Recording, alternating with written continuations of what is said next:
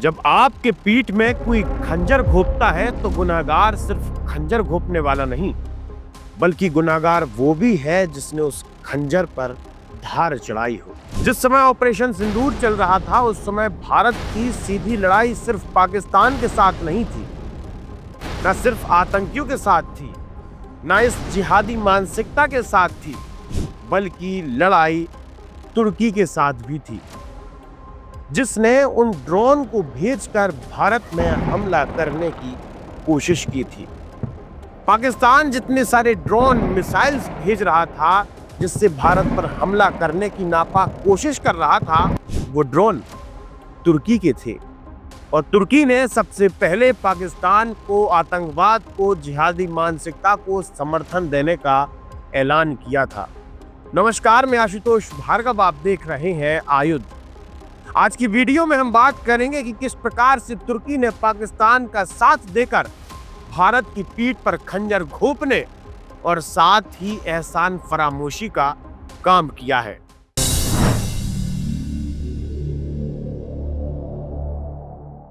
इन दिनों social media, newspaper, news channels पर लगातार बाइकॉट टर्की का हैशटैग चलाया जा रहा है। वीडियो सामने आ रहे हैं कि किस प्रकार से जो टर्की ने भारत के साथ छल किया है, पाकिस्तान का सहयोग किया है, उसको लेकर के भारत का प्रत्येक नागरिक टर्की के उत्पादों का विरोध करे, उनका बहिष्कार करे। जिस दिन ऑपरेशन सिंदूर की शुरुआत हुई थी उस दिन भारत ने पाकिस्तान में घुसकर एयर स्ट्राइक करते हुए आतंकी ठिकानों को निस्तेनाबूद कर दिया था। 9 आतंकी ठिकानों को ध्वस्त कर दिया था, जिसके बाद लगातार पाकिस्तान द्वारा भारत के ऊपर ड्रोन अटैक्स किए गए, भारत में हमला करने की कोशिश की गई, लेकिन भारत के एयर डिफेंस सिस्टम ने उन सारे के सारे ड्रोन्स को मार गिराया। जैसे ही ड्रोन्स को देखा गया तो पता लगा कि जिन ड्रोन्स का उपयोग पाकिस्तान कर रहा है दरअसल वो टर्की द्वारा दिए गए हैं। जिसके बाद एक और खबर सामने आई, वो ये थी कि पाकिस्तान के पोर्ट्स के आसपास समुद्री तटों पर टर्की के युद्धपोत खड़े हुए हैं, जो कि पूरी तरह से भारत से युद्ध लड़ने तैयार है। जैसे ही ऑपरेशन सिंदूर की शुरुआत हुई थी उससे पहले ही टर्की ने लिखित में पाकिस्तान के समर्थन में एक पत्र लिखा था और कहा था कि टर्की का पूरा सहयोग पाकिस्तान के लिए रहेगा। सिर्फ इतना ही नहीं, बल्कि टर्की ने भारत में हमला करने के लिए पाकिस्तान को ड्रोन का सहयोग किया था, इसी के साथ ड्रोन ऑपरेटर्स भी भेजे थे। अब आप जरा समझिए, दरअसल 2023 में टर्की के अंदर एक बड़ा भूकंप आया था जिसमें कई लोगों की जान गई थी। उस दौरान भारत ने टर्की को सहयोग दिया था आर्थिक तौर पर, व्यवस्थाओं के तौर पर, जिसके बाद टर्की ने ये कहा था कि हम भारत के इस सहयोग के लिए आभारी हैं और सच्चा दोस्त के तौर पर टर्की भारत को देखता है। लेकिन महज 2 साल बाद जैसे ही स्थिति बदलती है वैसे ही टर्की ने पाकिस्तान का सहयोग करते हुए, खुल्लम खुल्ला तौर पर सहयोग करते हुए भारत की ही पीठ पर छुरा घोंपने का काम किया है। जब इस पूरे घटनाक्रम को देखते हैं तो कुछ बातें सामने आती हैं, कुछ बातें समझ में आती हैं। वो बातें ये थीं कि टर्की के प्रधान तैयब अर्दोगान ने नेतृत्व में इस्लामी रुख तो अपनाया ही था, इसी के साथ ही कश्मीर मुद्दे पर भी पाकिस्तान का पक्ष लिया था। अब अर्दोगान ने ऐसा क्यों किया?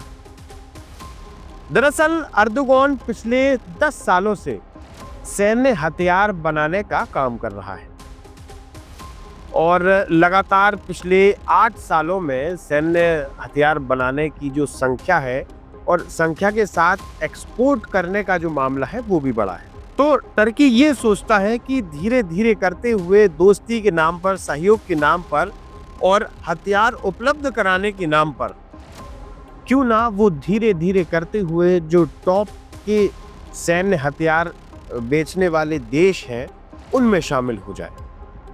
अभी अगर देखा जाए तो अमेरिका के बाद फ्रांस, रूस, इटली, दक्षिण कोरिया, चीन, जर्मनी, ब्रिटेन, स्पेन और इजराइल अभी टॉप 10 में है जो सैन्य हथियार बनाते हैं और अलग अलग देशों को बेचते हैं। टर्की 11वें नंबर पर आ रहा है। टर्की ये चाहता है कि पाकिस्तान और अगल बगल के इस्लामिक देशों में हथियार के नाम पर सहयोग करते हुए वो धीरे धीरे करते हुए शीर्ष पर पहुंच जाए, जिसके चलते उसने ये कदम उठाया होगा। इसी के साथ ही टर्की दुनिया के अलग अलग देशों में कार्गो सिक्योरिटी का काम भी करता है। अब अगर भारत की ही बात की जाए तो भारत में ही टर्की के joint venture company Celebi aviation Delhi, Mumbai, Chennai सहित देश के 8 बड़े भारतीय एयरपोर्ट्स पर सिक्योरिटी से जुड़ा कार्य संभालता है। और सिर्फ भारत में ही ये कंपनी 58,000 फ्लाइट्स का काम संभालती है, उसका मैनेजमेंट देखती है। पिछले दिनों से एक फॉर्मेट तैयार हो चुका है कि जब भी टर्की की बात आती है तो उस बातचीत के दौरान देश के बड़े बॉलीवुड अभिनेता आमिर खान का भी जिक्र सामने आता है। दरअसल आज से लगभग 4 साल पहले आमिर खान जो है टर्की के प्रमुख तैयब अर्दोगान के घर पहुंचे थे, उनकी पत्नी से मुलाकात की थी। उस दौरान भारत और टर्की के बीच में विवाद चल रहा था, कुछ क्लैशेस चल रहे थे, लेकिन उसके बावजूद भी आमिर खान वहां जाते हैं, मुलाकात करते हैं और बड़ा ही सकारात्मक रवैया टर्की के साथ पेश करते हैं। लोगों ने सफाई मांगी तो उस समय आमिर खान ने किसी प्रकार की सफाई नहीं दी थी और कहा था कि यह हमारा व्यक्तिगत मामला है। जिस समय पाकिस्तान और भारत के युद्ध की स्थिति बनी हुई थी, ऑपरेशन सिंदूर चल रहा था, उस समय भी आमिर खान की एक भी रत्ती भर की टिप्पणी सामने नहीं आई। लेकिन अब जब भारत के नागरिक एक होकर, चाहे वो ट्रेड में हो, चाहे वो फ्लाइट्स में हो, चाहे वो इंटरनेशनल टूरिज्म में हो, जब सारे लोग एक होकर टर्की का बाइकॉट करने की बात कर रहे हैं, उसके बाद आमिर खान का एक बयान सामने आ रहा है कि पहले के समय में मुझसे कुछ गलतियां हुई थी, त्रुटियां हुई थी, लेकिन मैं लगातार भारत के साथ खड़ा हूं। असल में उसका कारण भी है कि 20 जून को आमिर खान की एक नई मूवी आनी है सितारे ज़मीं पर, जिसके चलते वो किसी प्रकार का रिस्क नहीं लेना चाहते और भारतीय जनता से माफी मांग रहे हैं। क्योंकि धंधा पानी तो भारत में ही चलता है ना साहब। इस सारे के सारे सिनेरियो को देखने के बाद ये समझ आ रहा है कि भारत का प्रत्येक नागरिक टर्की के विरोध में है। जरा सुनिए। बायकॉट किया क्योंकि जो एक 5-6 दिन पहले से पाकिस्तान को उसने सपोर्ट किया। टर्की का अपना कुछ भी नहीं था। तो जो रिटेल कस्टमर है, जो छोटा कस्टमर है, उसने वही मतलब वो लोगों को बोल रहा है कि मेरे को टर्की का एप्पल नहीं चाहिए। तब से टर्की एप्पल का 20% भी रिक्वायरमेंट बची नहीं है। अभी सब लोग बोल रहे हैं कि मेरे को टर्की एप्पल नहीं मांगता है अभी करके। पहले इससे पहले बहुत अच्छी तरह से वो बिक रहा था, चल रहा था। कम से कम 6 के 500-600 पैकेट हमारे बिक रहे थे डेली के। लेकिन जब से टर्की ने पाकिस्तान को सपोर्ट किया है, तब से पूरी तरह से टर्की एप्पल खाने के लिए कोई तैयार नहीं है। कस्टमर का रिक्वायरमेंट भी नहीं आ रहा है और सब लोग बोल रहे हैं कि हमको टर्की का एप्पल नहीं मांगता है। आप कौन सा भी दूसरा दे दो, लेकिन टर्की का एप्पल हमको नहीं मांगता है करके। अगर देखा जाए तो आयात और निर्यात के आंकड़ों के मुताबिक वित्तीय वर्ष 2022-23 में 13.8 अरब करोड़ का व्यापार हुआ था। इसी के साथ 2023 और 24 में ये व्यापार थोड़ा सा कम होकर 10.43 अरब करोड़ था। अब आप कहेंगे कि भारतीय नागरिक टर्की से क्या लेता है, तो जो चमकीले चमकीले लाल लाल सेब आप देखते हैं वो टर्की से आते हैं। इसी के साथ लीची टर्की से आती है, मसाले हो गए, कांच के आइटम हो गए, क्रॉकरी हुई, चीनी मिट्टी का सामान हुआ, टाइल्स हुआ, मसाले हुए, ये सारे के सारे उत्पाद जो हैं वो टर्की से भारत आते हैं। लेकिन इन 2 दिन में ये देखने को मिला है कि भारतीय व्यापारियों ने उन माल को बाइकॉट करना शुरू कर दिया है। वहीं अगर अब पर्यटन की बात की जाए तो साल 2022 में 2.3 मतलब 2,30,000 भारतीय टर्की घूमने गए थे। वहीं 2023 में ये संख्या 2.89 लगभग 3 लाख के करीब होती है। मतलब प्रत्येक वर्ष 25% का इजाफा होता है।